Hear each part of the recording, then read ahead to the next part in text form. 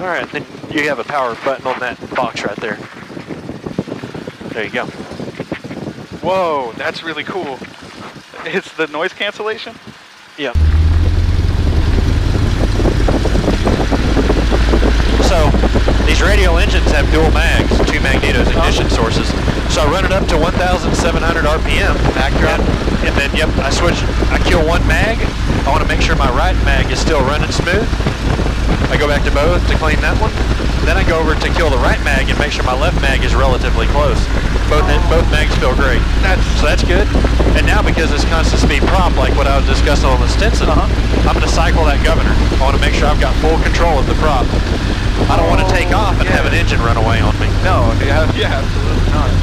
So I'll let it go full cycle so it can clean the shaft that the prop slides on. Oh, that's really cool. And secondly, this is also full cycles like this is helping get that cold oil out of it and get get the warmer oil. You'll see the first cycle was kind of that was slow, yeah, and this one was faster. It's getting that warmer oil in there now. Oh man, I love how the gauges are just so alive. Yep. And then my third cycle. Cool. Yep, that was a good smooth cycle there. Props all the way back in. Now I come over here to my 3-in-1 gauge. That's my oil temperature there. I'm almost to the green, 60 degrees Celsius. Oh, okay. I can start taxi at 40 degrees. Oil pressure, I'm up to 90 PSI. And my fuel pressure is top of the green, so view to by pounds. So my 3-in-1 gauge says, hey, the engine's healthy. Secondly, this is a lot of electrical systems on this airplane. I have electric elevator trim. I have electric flats. So one of the main things I want to look for, I also have a generator online. I've gotten a real good charge right now, so that makes me happy too. Pretty much like the equivalent of an alternator? Yep. Nice. So everything looks great on the airplane. That's what we call a run-up right there. Okay. So that's, you ever hear the terminology, we're going to go do a run-up before we take off? That was a run-up. Yeah. I just ensured that all the systems at this moment is working good enough for our flight. We want to be safe. So now, this is an uncontrolled airport. I don't even have to make a radio call, but as courtesy we do.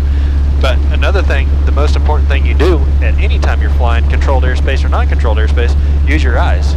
So before I roll out on the runway, we're at these hold short lines, I'm going to turn the airplane left, a decent amount, and I'm going to use my eyeballs and I'm going to look out there down the end of the runway. That's what we call final. Yeah. I'm looking out there and I'm making sure that I don't see anybody, because there is a lot of airplanes here on this field that don't have electrical systems. My other little airplane's the same way. I don't have a radio. So we use, diligence and visual checks, and I don't see anybody out there. I feel more comfortable in going now. Okay. I don't want to pull out in front of an airplane that doesn't have a radio. It's not his fault. Yeah, we got to look out for each other. So don't see anybody. Mount Pleasant traffic, Howard 5605 is taking off 17. Will be a right turn westbound departure, Mount Pleasant. Now I'm just going to push her on up. Yeah. Oh, great acceleration on that. Wow. Oh, you can feel it too. Here comes the tail. So you're working the rudder. Bump in the runway. Oh yeah. She's ready to fly. Oh my God.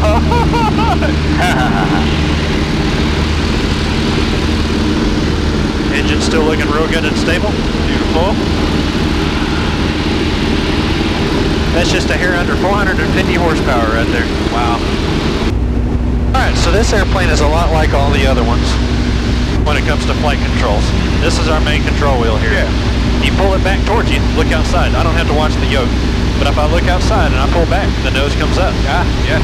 If I push, here comes the nose back down. So we look for what we call a level flight attitude, basically, which means we're not climbing, we're not descending. And right here, what you see is about what this airplane likes for level flight. And then, just like driving a car, if we go left with it, we roll left, and then right is right. And then our feet down here control yaw. So So if I push my right rudder, you can see the nose yawing right, Oh, and then there's yawing left. That's what it feels like. So, but what happens there is we can get the airplane out of coordination, where we don't feel like we're straight up and down in our seat right now. So we call flying by the seat of our pants. So if you start feeling like we're leaning one way or the other, if you start feeling like you're leaning to the right, well, you probably need some right rudder. Yeah. Get you back over there in the seat. So when you're flying them, it's a three-dimensional. Anything you do in airplanes is three-dimensional. So if I want to turn left, I want to head south. Turn that down. I don't need to hear anybody now. If I want to turn left and head south, I'm actually going to move ailerons, elevator, and my rudder. We keep it coordinated all the way around. We use the elevator to help hold the nose up, because when we put in bank, we're losing all that vertical. We're turning it into horizontal lift. Yeah. So the nose will drop on you. So you got to pull back to hold it up. And you compensate with the rudder too to kind of... To keep us coordinated. Yep. A lot of factors go into why we need our rudder on it. But one of the things that we compensate with rudder is adverse yaw. So a byproduct of lift is drag. So if I want to roll left, if I want to turn left, that wing's got to go up. So it means that wing is going to produce more lift than that wing. And what that will do, that'll make the airplane, because of drag, we're turning that way, but we're going to feel like we're going like this. And you'll see the ball come out. Really? So I'll demonstrate it. My feet are off the rudder. And if I go left, now I go right. See how the nose is going opposite now? Yeah. Now the nose is over there. Now I'm going right, but the nose comes over there. That's crazy. I'm making the guys in this back seat. That's what we call adverse. That's what we call adverse yaw. So that's why we use our feet. I want to keep that nose going with us. We're counteracting the drag of that upgoing wing. There's so many things that Flight Simulator does not replicate. Well, that's true, but Flight Simulator has a place, time and place. And you can get bad habits with a Flight Simulator too. Yeah, that's especially if you don't have a, instructor or somebody there with you. So I'm going to make I'm going to make a right turn here. We're going to head back to the east.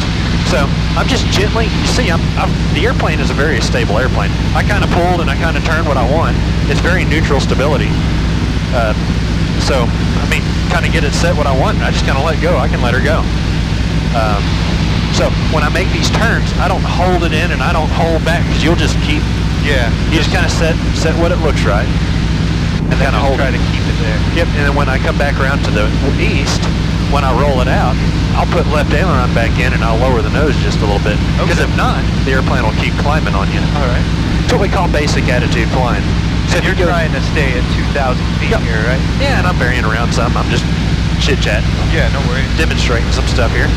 So when I roll wings level here, go ahead and put your hands up on the controls and your feet. It is your airplane. So until I need to help you or you say take it back, you have the airplane. It's all you right now. So right now, let's just kind of fly straight and level, let you get the feel of it. All right. You're holding the perfect sight picture. This is what this airplane loves right here. This is straight and level flight. We're not climbing, we're not descending. That's just what she likes. And I use everything by peripheral. Anytime I change power, anytime I change bank, anytime I change pitch, I look out as far as I can out there on the horizon. Look as far as you can, just like you're shooting a gun. Your reference, right? And then use your peripheral vision to see what the airplane is doing underneath you. Oh, cool. So that's what you want to look by. If you're just looking right here at the cowling, I can't really see what the airplane's doing. No. You have to do much exaggerated and much bigger aggressive changes of direction of flight to really see what the airplane's going to do. But if you look out there on the horizon, you can immediately see it changing under you in your peripheral. Oh yeah, no doubt about that.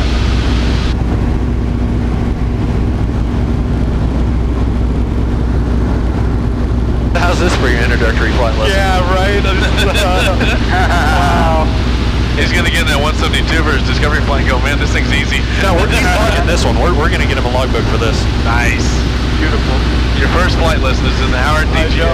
So, not to be picky now, you're pushing a little bit on the right, on the left rudder. Look at the ball. See how it's out to the right of here? I see it. So just kind of release that pressure on your left foot. The airplane's trimmed out nice. I was wondering why I could see that on the horizon. Yeah. So now, just release that left foot. Release. There you go. See, it kind of came back. Yeah, maybe a little bit. I feel like the wind might be pushing. It is. But in this case, go ahead and just give a little bit of right rudder. Just barely push with your right foot.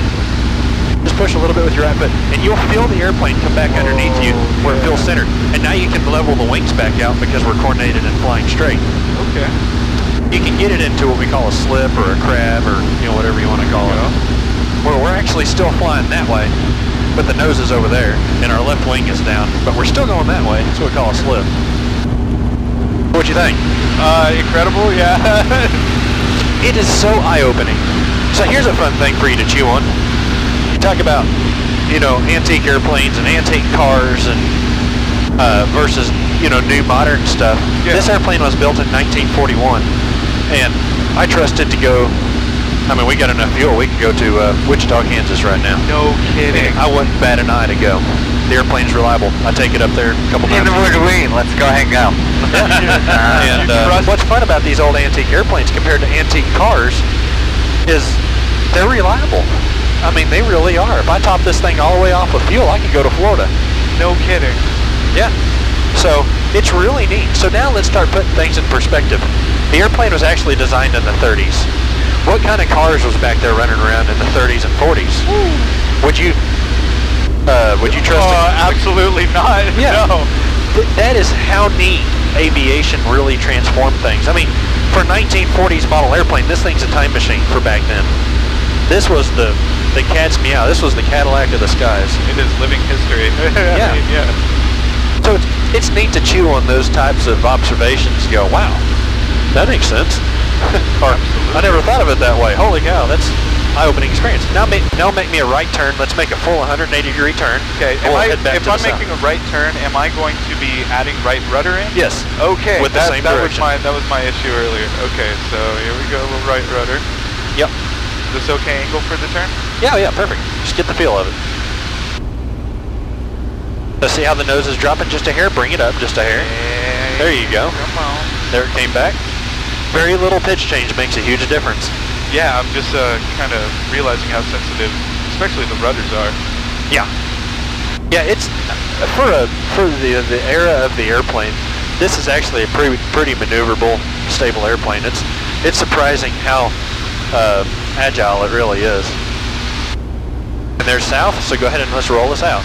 When you go left, you got to give some left rudder with it. There you go. Anytime you move ailerons, you got to move rudder with you, no matter what you're doing. That is, wow, yeah. That general rule of aviation, or with this is that something with this aircraft? No, that's not just this airplane. That's all airplanes. Now, some of the newer airplanes have design features in them to help alleviate you need to use the rudder. But this is a bare bones airplane. This is a pilot's airplane. This separates the men from the boys. It's a manly plane. Eric wouldn't know what that meant. Manly plane. Negative. I fly the girly planes. Well, I mean, the one somebody choose. Mr. Shelby's airplane, yeah. He has to go put makeup on to fly. Oh. That's before I fly my Cessna 172 Heavy. No, you're a C-150 Heavy. C-150 Heavy. Emphasis on the heavy. Well, C stands for cargo, you know. So. Yeah.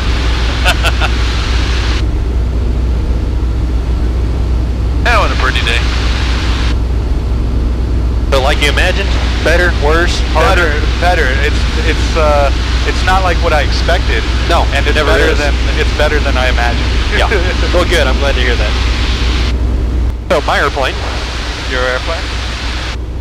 All I'm going to do is I'm going to bring the nose up. I'm looking outside as far as I can. I'm filling my butt. I'm making sure I'm not filling one way or the other. Okay. And I'm just holding this pitch up. I'm letting the airplane kind of slow itself down. Okay. It'll take just a little bit. So when it gets down into the buffet, I'm making sure the nose isn't going one way or the other. I'm going to correct the stall with rudder only. Can you feel the buffet? It's been years since I've stalled this thing, but okay. This thing does real beautiful stalls. Oh, okay, so it's not going to be as bad. There it is. Oh! So then I break it, I just push the elevator down. That was awesome. I get the nose down, I break the stall.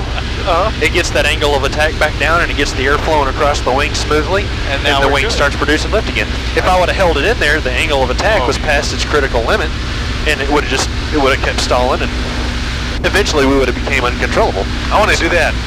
No, I don't. Not in this airplane. We can go do it in the 172. In the 172, we can do it. It's called the falling leaf.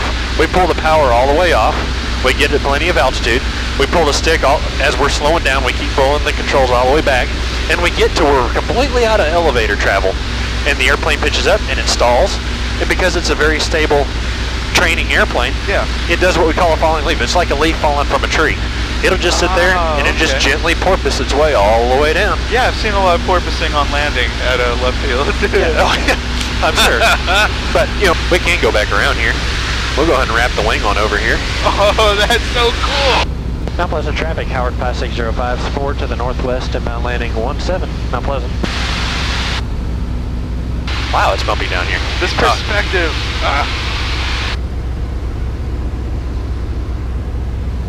Mount Pleasant traffic, Howard 05's final 17, Mount Pleasant. That's so cool. Beautiful. Wow, that was lucky. Yeah, right. Although it's not over yet. Yeah, it's not. It's never over till the engine stops. Yep. Keep flying the airplane Here all the comes way. the tail. There she settled in. Flaps up. Oh, baby girl. Okay, it's over. For the most part. And we're out of the bad part of town, so you can roll your windows down. Thank you, Andrew. Oh, man. Thank you, Andrew. Yes. That was fun. Oh my God, yes. Yes, thank you so much.